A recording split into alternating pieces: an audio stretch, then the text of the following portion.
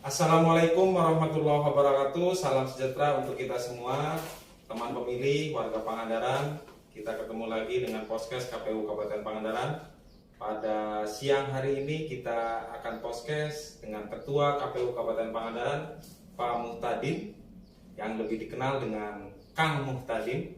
Kebetulan Kang Muhtadin ini sudah malang melintang di dunia kepemiluan sejak masih muda. Sejak keluar dari perkuliahan di Jogja, dia sudah berkiprah di kepemiluan, baik itu di PPK. Pada tahun 2017 dia sudah menjadi anggota KPU Kabupaten Pangandaran. Pada saat periode 2018 sampai 2023 dia menjabat sebagai Ketua KPU Kabupaten Pangandaran. Pendidikannya latar belakang pendidikan UIN Yogyakarta, S2 di UIN Bandung, dan sekarang juga masih studi di S2 di Tasikmalaya. Untuk lebih jelasnya kami mohon kepada Ketua untuk Kang Muhtadin untuk bisa merahkan diri. Kenapa sih bisa berkiprah di dunia pemilu sejak muda, sejak setelah keluar perkuliahan dari Yogyakarta? Kami persilahkan. Baik, terima kasih Kang Mas ya, moderator yang sangat luar biasa sekali saya kira pada kesempatan siang hari ini di podcastnya Komisi Pemilihan Kabupaten Pangandaran.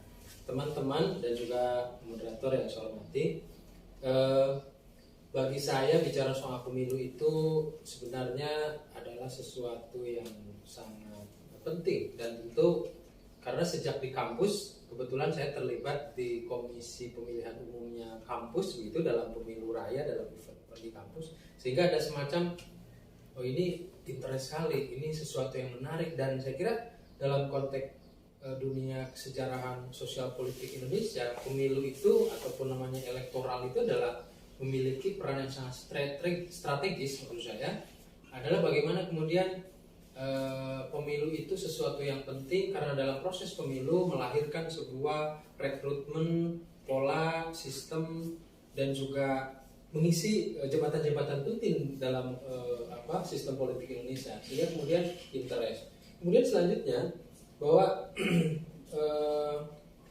ketika saya terlibat pulang kampung, katakan dari Jogja ya, intelektual muda pulang kampung kira-kira begitu, kemudian menceburkan diri dalam dunia sosial masyarakat, kupikir pemilu ini sesuatu yang harus diwarnai oleh aktor-aktor intelektual muda gitu. Jadi dasarnya sih awalnya spiritnya begitu kira-kira. Oke, ini kan ini santai kan, sambil ngopi. Siap, santai. Terima kasih. Bahwa pemilu serentak sudah jelas bahwa sudah dicanangkan oleh KPU, oleh pemerintah, dalam hal ini Kemendagri dan DPR RI Komisi 2 sudah diputuskan isu-isu tentang persoalan pemilu serentak. Tapi sebelum itu dinamikanya itu muncul.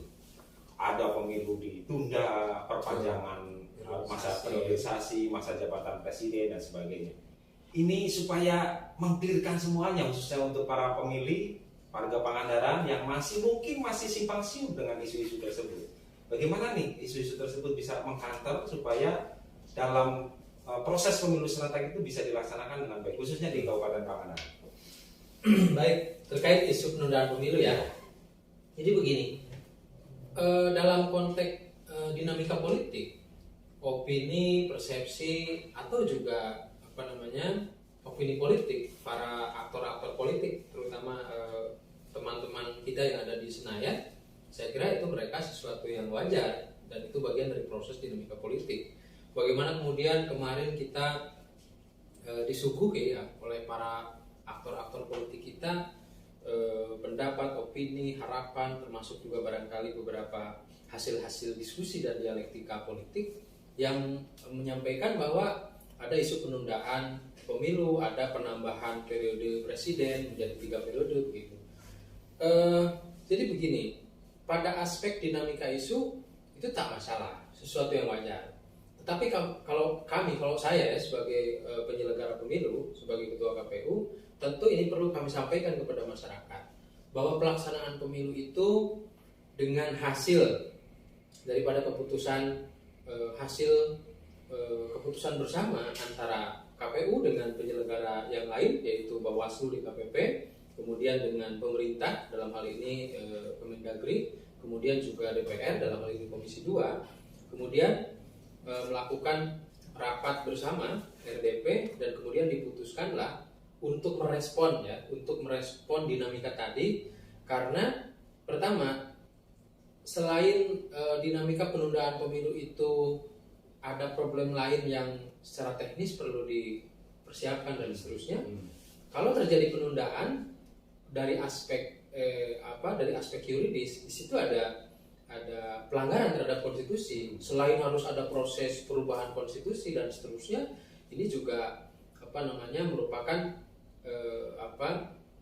energi politik kita akan tersedot ke situ. Maka kemudian pemerintah menyepakati, DPR, pemerintah dalam hal ini Kemendagri dan penyelenggara pemilu bersepakat untuk melanjutkan ataupun melaksanakan tahapan pemilu itu sesuai dengan konstitusi. Selanjutnya ada beberapa isu. Ada isu yang berselebaran di media medsos, di media-media kekinian lah, bahwa penundaan pemilu, perpanjangan jabatan presiden dan seterusnya.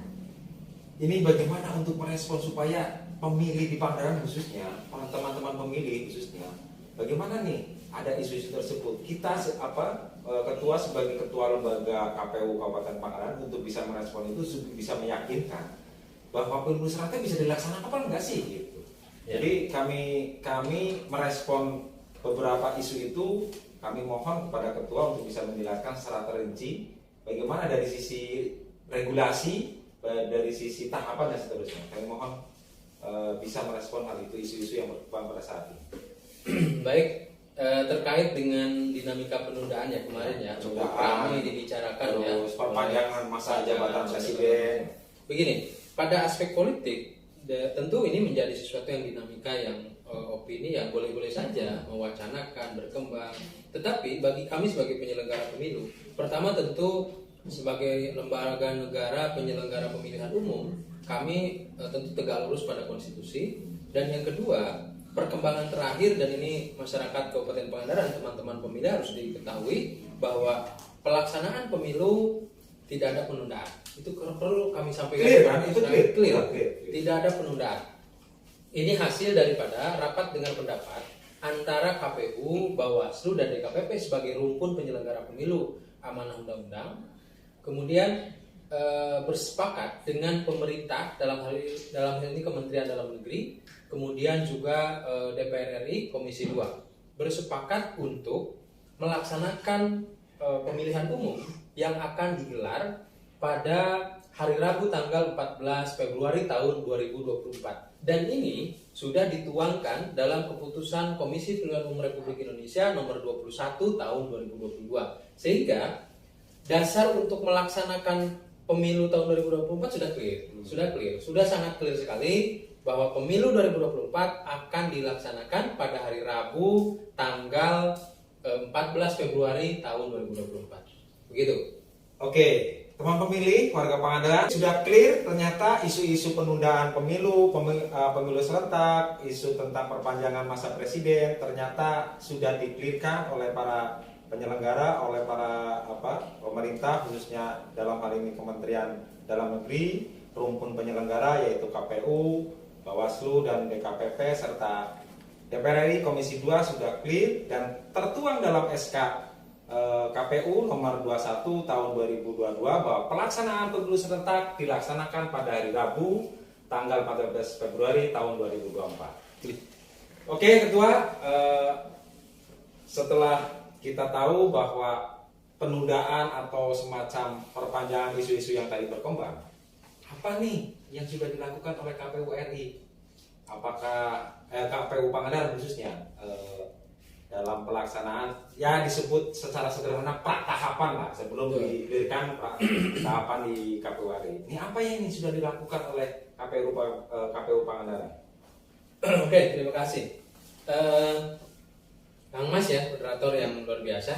Jadi begini, setelah kemudian KPU, pemerintah dan DPR bersepakat tentang penetapan hari, tanggal pelaksanaan pemungutan suara, pelaksanaan pemilu 2024, maka langkah selanjutnya adalah KPU RI menyiapkan yang namanya peraturan KPU tentang program tahapan dan jadwal. Nah, tetapi hari ini belum ada. Proses itu sedang dilakukan oleh KPU RI bersama DPR dan pemerintah. Nah, lalu apa yang dilakukan oleh KPU Kabupaten Pangandaran sebagai penyelenggara pemilu di tingkat kabupaten kota? KPU Kabupaten Pangandaran tentu pertama kita konsisten dan tegak lurus pada tugas dan tanggung jawab. Dalam hal ini Undang-Undang 7, PKPU Tata Kerja, kemudian juga perintah daripada pimpinan. Apa yang harus dilakukan? Nah, sejauh ini kita melakukan persiapan dengan melakukan dua hal. Pertama, konsolidasi internal, yang kedua, konsolidasi eksternal.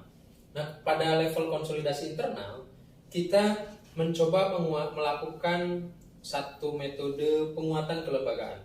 Meliputi apa? Pertama adalah kompetensi teknis kita kuatkan. Jadi teman-teman pemilih masyarakat Kabupaten Pangandaran dalam merespon menyiapkan pratahapan ini, kami pastikan seluruh komponen keluarga besar KPU Kabupaten Pangandaran memiliki kemampuan teknis untuk menyelenggarakan pemilu. Misal, apa yang harus dilakukan ketika pada masa tahapan pendaftaran partai politik? Apa yang harus dilakukan pada masa pemutakhiran data pemilih? Apa yang harus dilakukan pada masa pencalonan calon anggota legislatif misalnya? Dari keseluruhan itu kan perlu kemampuan-kemampuan teknis. Maka kita pastikan teman-teman melalui metode sharing knowledge, melalui metode diskusi dan seterusnya.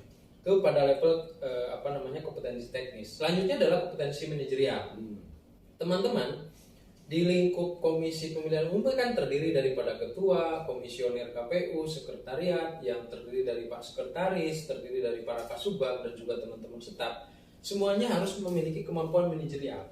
Supaya kemudian bagaimana pengelolaan program, tahapan, jadwal nanti itu tidak pacor kokor begitu, tidak ada istilah bersinggungan karena dalam tahapan penyelenggaraan pemilu, Pak Kang Mas, kadang satu tahapan itu beririsan dengan tahapan yang lain. Maka penting sekali memiliki kemampuan manajerial. Dan yang ketiga, kompetensi yang harus dimiliki oleh kita dalam konteks persiapan ini adalah kompetensi sosiokultural. Dalam rangka apa itu? Dalam rangka kemudian Komisi Pemilihan Umum Kabupaten Pangandaran secara kelembagaan memiliki kemampuan untuk melakukan kolaborasi strategis. Karena bagi kami, kita punya pengalaman banyak tuh menjelang tahapan pemilu Pilkada 2020 kemarin. Banyak dinamika-dinamika yang saya kira KPU tidak bisa berdiri sendiri, perlu melakukan kolaborasi strategis dengan lembaga ataupun stakeholder lain. Maka setidak-tidaknya dalam proses pratahapan ini kita lakukan itu, konsolidasi internal, konsolidasi eksternal. Konsolidasi internal meliputi berkenaan dengan peningkatan kapasitas, pembenahan kelembagaan, penguatan kelembagaan. Dan konsolidasi eksternal meliputi tadi kunjungan-kunjungan ke partai politik, koordinasi dengan dinas, dengan badan, lembaga, pemerintah daerah, TNI Polri untuk memastikan bahwa kita akan segera memasuki tahapan. Kira-kira begitu. Oke. Jadi dua pratahapan ini sudah dilaksanakan oleh KPU Pangandaran, yaitu dua, baik konsolidasi internal dan eksternal. Tadi dikatakan oleh ketua bahwa salah satunya adalah konsolidasi eksternal. Apa nih konkretnya supaya meyakinkan kepada masyarakat pemilih, khususnya Kabupaten Pangandaran, yang tadi isu awal yang sudah dikelirkan dengan turunnya SK KPU RI nomor 21 tahun 2002 tentang pelaksanaan pemilu serentak, ini untuk bisa meyakinkan sampai ke pihak yang paling bawah bahwa pelaksanaan pemilu serentak ini dilaksanakan pada tanggal 14 Februari. Apa nih yang sudah dilakukan oleh, yaitu salah satunya adalah konkretnya apa ini Ketua? Siap. Begini, Kang Mas. Jadi memang betul tadi ya poinnya bahwa KPU itu tidak bisa berdiri sendiri. Betul. Maka langkah yang hari ini menjadi penting dan harga mati harus kami lakukan adalah menyampaikan informasi kepada masyarakat. Itu poin pertama. Kita upayakan melalui jejaring apa? Tadi saya sampaikan kolaborasi strategis, koordinasi dengan partai politik, dengan dinas, badan, lembaga terkait yang tergabung dalam stakeholder. Tapi termasuk ormas juga. Termasuk ormas. Oh iya. Bagaimana kemudian kita melakukan koordinasi dengan ormas? Ya, kita sedang siapkan itu. Sekarang belum menjamah semua ormas, tetapi setidak-tidaknya kita akan melakukan itu. Kemudian kita menggunakan metode ataupun menggunakan fasilitas platform medsos yang kita punya. Platform medsos yang kita punya sebagai bagian dari sosialisasi kepada masyarakat. Kami menggunakan kanal-kanal, saluran-saluran yang ada di KPU, baik itu Facebook, baik itu Instagram, baik itu Twitter, baik itu YouTube, termasuk pada kesempatan ini. Sekarang kekinian ini. Nah itu, termasuk itu kita gunakan sebagai sarana digitalisasi proses sosialisasi pemilu. Sehingga harapannya dengan kami melakukan sosialisasi, kemudian masyarakat tahu, lalu kemudian masyarakat juga karena tumbuhlah kesadarannya untuk terlibat. Tapi sampai saat ini ada nih yang ada nggak dari pemilih atau masyarakat yang menanyakan secara langsung ke baik itu ke sekretariat, baik itu ke pimpinan, ataupun orang yang dalam keluarga besar KPU menanyakan secara langsung, bukan lewat media tersebut? Sering. Terutama partai politik tentu ya, partai politik, tokoh-tokoh, masyarakat atau masyarakat biasa yang memang agak melek. Ini yang perlu didorong itu bagaimana kemudian kesadaran masyarakat sekalipun untuk bertanya, betul tadi, ini kemudian perlu didorong. Tapi sejauh ini ada dari kelompok ormas, dari kelompok partai politik, tokoh masyarakat yang bertanya, ini gimana, kapan pemilu sebenarnya mau dimulai? Nah kita jawab dengan keputusan KPU tadi. Nah, kemudian gimana nih, apa yang harus dipersiapkan pemilu 2024 dan seterusnya dan seterusnya. Begitu. Oke, mungkin dulu kan. Ini nanti kehangatannya hilang. Teman pemilih, ini terakhir nih, Bang Ketua. Siap. Dari podcast ini mudah-mudahan bisa mencerahkan nih teman-teman pemilih, khususnya warga Pangandaran. Ini setelah sudah jelas clear bahwa pelaksanaan pemilu serentak dilaksanakan dengan keluarnya SK KPU RI nomor 21 tahun 2022. Apakah ini sudah keluar tahap PKPU tentang tahapan jadwal dan seterusnya? Karena KPU beberapa teman-teman pemilih juga pasti menanyakan kalau memang sudah keluar SK itu mana nih PKPU-nya tahapan sudah keluar atau belum? Baik, terkait dengan regulasi tahapan yang tentu disandarkan pada yang namanya peraturan KPU, peraturan Komisi Pemilihan Umum Republik Indonesia. Sejauh ini tentu ini sedang proses antara KPU RI dengan pemerintah dan DPR. Jadi kita simak melalui informasi daripada kanal medsos yang dimiliki oleh KPU RI atau juga informasi khusus dari pimpinan kita di Jakarta. Bagaimana kemudian hari ini sedang masuk dalam tahapan konsinyering, yaitu membangun kesepakatan. Ini kalau bahasa konsinyering itu apa loh? Ada teman-teman pilih mungkin yang nggak tahu apa sih? Itu adalah maknanya tahapan rapat koordinasi antara para pihak. Rapat bareng gitu ya? Rapat bareng untuk menyepakati beberapa isu-isu strategis yang akan yang menyangkut tentang tahapan tadi. Ya betul. Jadi sekarang draft PKPU tahapan sedang digodok oleh KPU RI, dikonsultasikan dengan DPR dan pemerintah, dan sampai hari ini kita sedang menunggu. Nah, lalu proses yang berkenaan dengan persoalan tahapan itu yang kita bisa lakukan hari ini adalah didasarkan kepada regulasi ketentuan yang ada, yaitu Undang-Undang 7 tahun 2017, di mana ketentuan pelaksanaan tahapan itu didasarkan kepada Undang-Undang 7 tahun 2017. Setidak-tidaknya, selambat-lambatnya tahapan pemilu itu dimulai 20 bulan sebelum hari pemungutan suara. Jadi kalau hari pemungutan suaranya 14 Februari 2024, maka tahapan pemilunya kita tarik mundur 20 bulan, berarti jatuhnya ke 14 Juni tahun 2022. Kira-kira bulan depan ini Ketua. Bulan depan. Oke, terima kasih Ketua. Ini sebelum saya tutup nih di podcast ini, apa nih harapan termasuk closing statement dari Ketua? Apa nih harapan dari KPU untuk para pemilih di Kabupaten Pangandaran khususnya dan umumnya untuk warga Indonesia? Bagaimana nih harapan-harapannya? Oke, kita berharap Kang Mas ya, kita berharap bahwa dan kita mengajak kepada seluruh masyarakat Kabupaten Pangandaran, teman-teman pemilih, pertama bahwa didasarkan pada ketentuan bahwa pemilihan umum adalah sarana kedaulatan rakyat untuk memilih. Nah, ini ya, wakil-wakil rakyat dalam ketentuan undang-undang itu untuk memilih presiden, wakil presiden, anggota DPR, anggota DPD, anggota DPRD provinsi dan DPRD kabupaten kota. Jadi kemudian yang secara langsung dan demokratis, poinnya itu. Ya. Jadi bagaimana kemudian pemilu 2024 kami harapkan menjadi sarana untuk menuangkan kedaulatan masyarakat Kabupaten Pangandaran untuk mengisi jabatan-jabatan penting di DPR, Presiden dan Wakil Presiden, DPRD Provinsi dan DPRD Kabupaten Kota. Nah, kami mengajak kami berpesan dan mengajak kepada seluruh masyarakat Kabupaten Pangandaran untuk terlibat. Nah, ini poinnya ini, terlibat berpartisipasi aktif dalam seluruh tahapan pelaksanaan pemilu. Karena bagi kami KPU Kabupaten Pangandaran sadar dan yakin tanpa keterlibatan seluruh komponen masyarakat, dinas, badan, lembaga terkait, pemerintah, termasuk bagaimana seluruh masyarakat sebagai pemilih, tentu kami tidak akan mendapatkan sukses dalam tahapan menuju pemilu berintegritas ini. Kira-kira itu pesan kami. Terima kasih Ketua, beberapa masukan, beberapa statement yang sudah dikeluarkan oleh Ketua atas nama kelembagaan, teman pemilih, warga Pangandaran. Itulah apa yang sudah dilakukan oleh KPU Pangandaran sudah luar biasa, sudah on the track, pratahapan. Tadi sudah dijelaskan, isu-isu yang berkembang bisa dengan sendirinya bisa dipatahkan dengan keluarnya SK KPU RI. Kami mohon kepada para pemilih, khususnya warga Pangandaran, untuk selalu berkomunikasi dan koordinasi informasi aktual tentang kepemiluan. Kami terbuka, termasuk salah satunya dengan kegiatan pada siang hari ini dengan podcast.